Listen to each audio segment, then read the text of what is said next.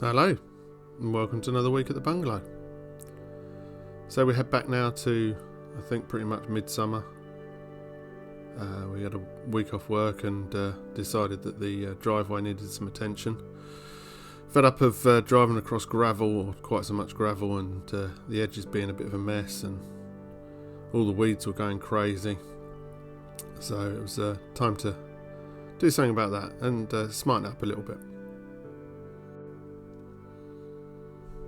So to start with, this needed to go. This was the ramp. They used to take us into the garage, the reinforced concrete garage that we pulled down right at the very start. So once again, the breaker's out and we're shifting as much concrete as we can. Not entirely sure why this is quite so thick. I think it was about 12 inches thick in total. Absolutely crazy. Would have held absolutely anything. I think in fact the concrete lorry, when it was pouring the foundations, reversed onto this bit and made no impact whatsoever. So that was about 50 tons, I think, after it destroyed the driveway, but yet this bit was absolutely fine. So clearing that out of the way,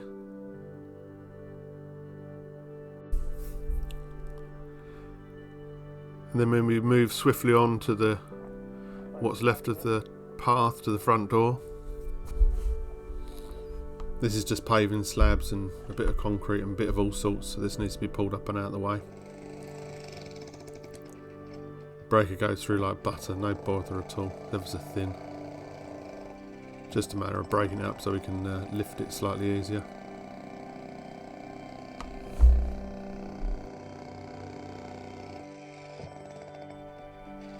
We've also got a bit of additional content after the credits at the end of the video. Due to comments or questions that came up in the other videos about the Ultraflex roofing, I've got a bit of footage of, we had a bit of a rainstorm and everything else, and people were asking how the Ultraflex was holding up, so a bit of footage for you and a few comments at the end, so hang around for that.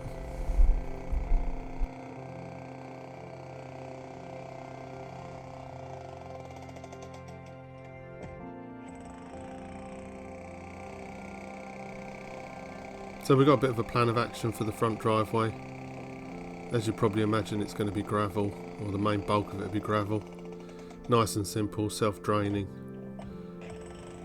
Around the edges we're going to retain the soil, etc. with either sleepers or we've got some sort of thick gravel board. And then we've got a couple of beds going just in front of the house, either side of the front door, so path will go up through the centre exactly the same as it was before. Oh! As a site manager, just keeping an eye on proceedings.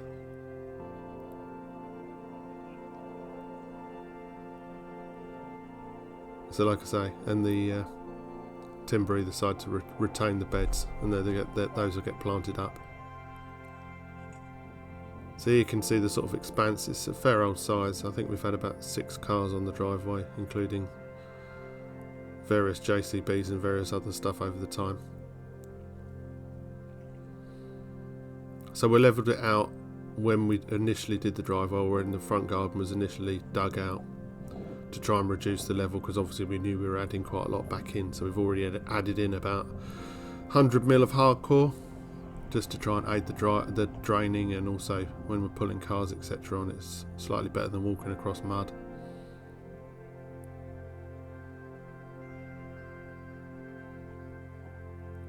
So the laser level's back out.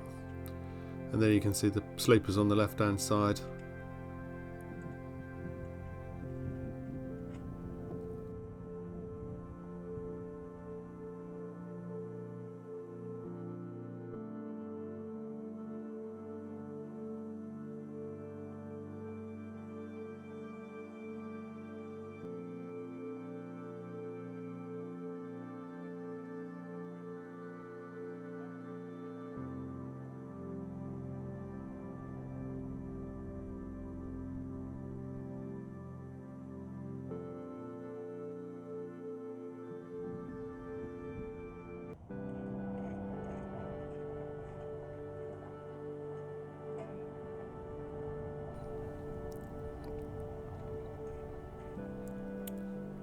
So with all these things, bit of thinking about it. We have these grand ideas and buy materials and start doing what we're doing, but really it takes a bit of thinking about how we're going to do it and how it's going to be put into place. So there's elements of trial and error that you'll see in all of our videos.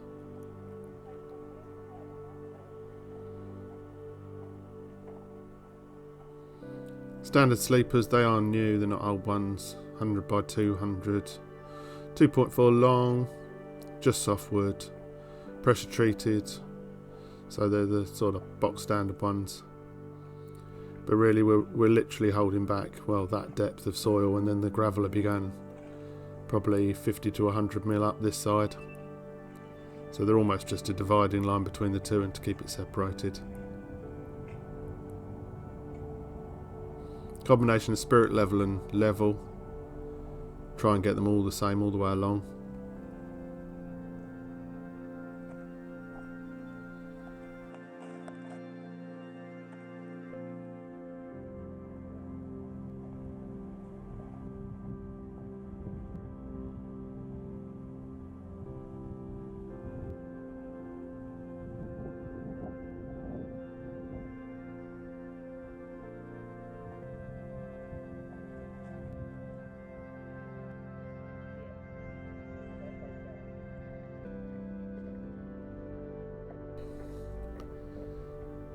So nothing too technical when it came to putting these down. We're obviously on a pretty self-draining surface with the gravel and everything, and we're laying them straight onto that.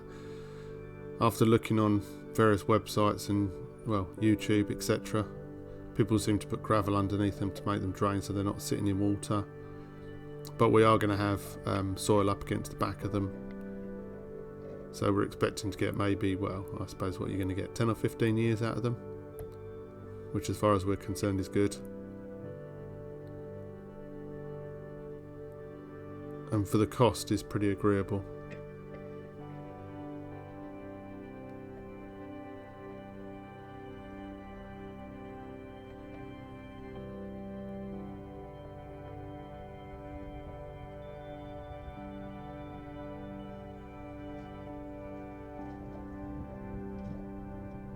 So we're using our fence to the right there as reference. Already strung a line along it and it's pretty damn straight, so it works well, and at least then as the eye comes down the driveway they both look the same.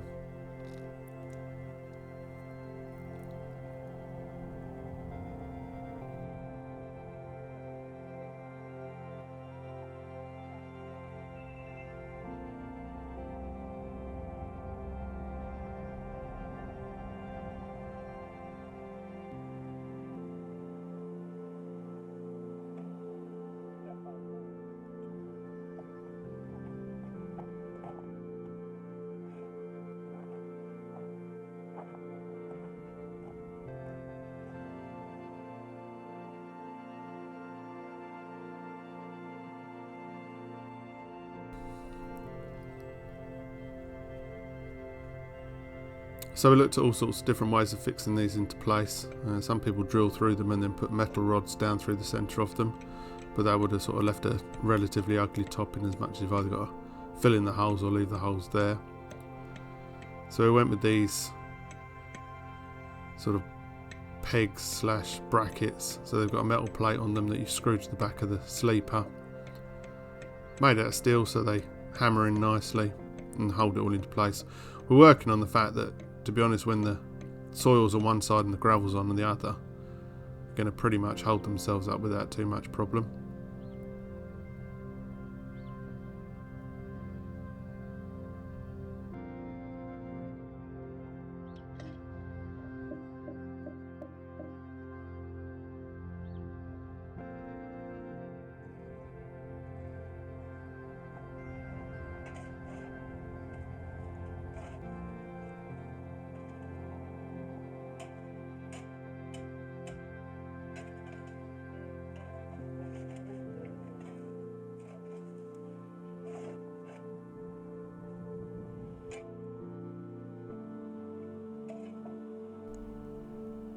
Pretty much the process repeats itself. Trying to level, and then carrying on through. So we'd levelled as high as we could to give us a starting off point that was nice and high so that we didn't cause ourselves too many problems, but nevertheless the tree roots from the cut off conifers, as you can see just behind Claire there, did cause us a few problems. We had to chop out lumps of old tree root because they did protrude up over the gravel. These, you can see, I'm just putting together here, are the connectors. So these cover up the joints between the sleepers and hold the edges nice and square. So a combination of those and the pegs that we're putting on the other side, and they've held up well. Of course, trying to get the pegs in at times can be a bit traumatic, especially with the amount of gravel we put in there.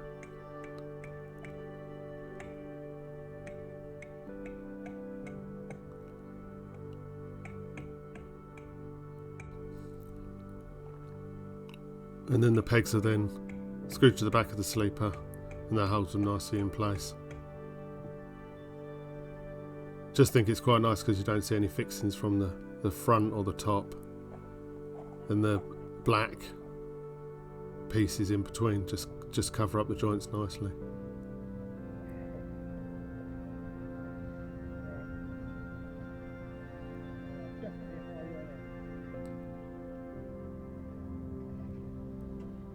So it's a bit of scraping away of the soil, get them nice and level.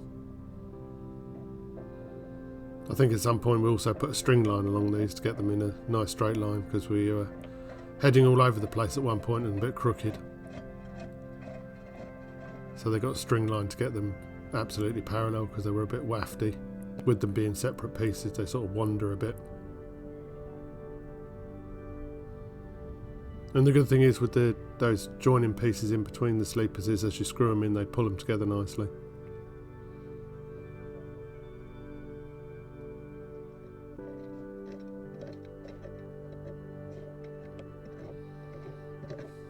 Scraping through the gravel to try and find the soil underneath so we can hammer them in place.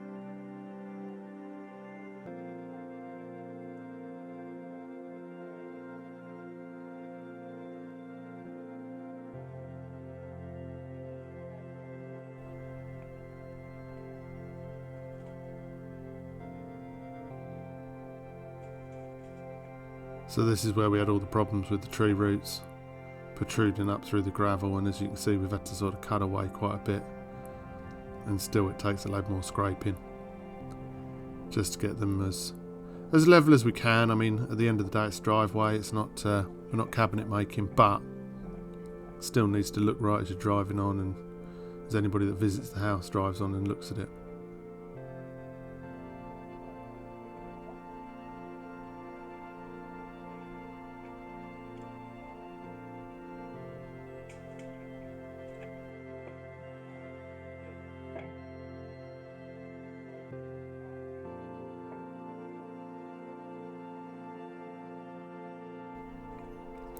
So the driveway project took us about a week, or to get started certainly, and to get to a point where we could leave it again because of weather and going back to work and everything else.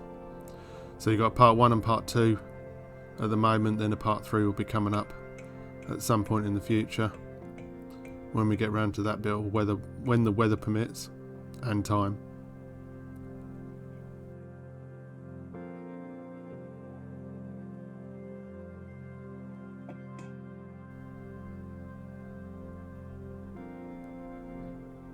But for this episode, brief show round shortly as to what we've got done in the first few days. And I thank you very much for watching, and we'll see you again on the next one.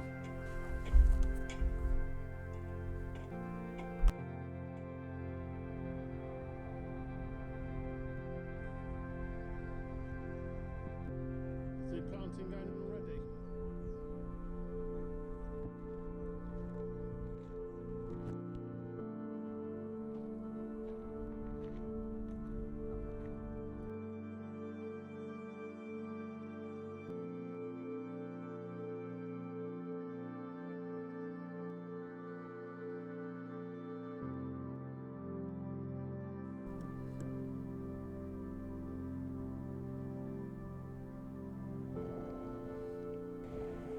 Hello, and welcome to an initial bit.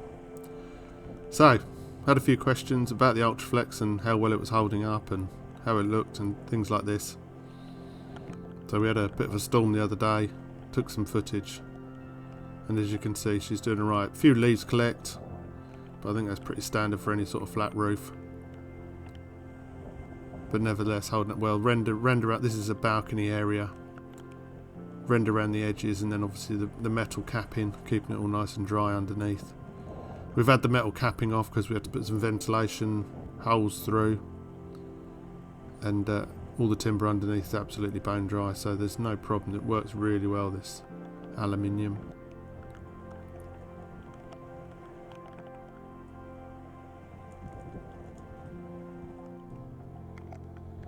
And then up onto the main roof.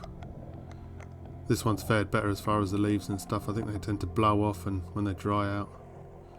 But you can see it drains well. All is working.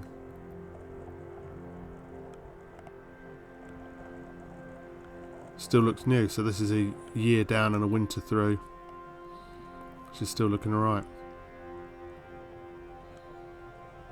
There we go. Just a bit of an update for you, so thanks for watching. See you again on the next one.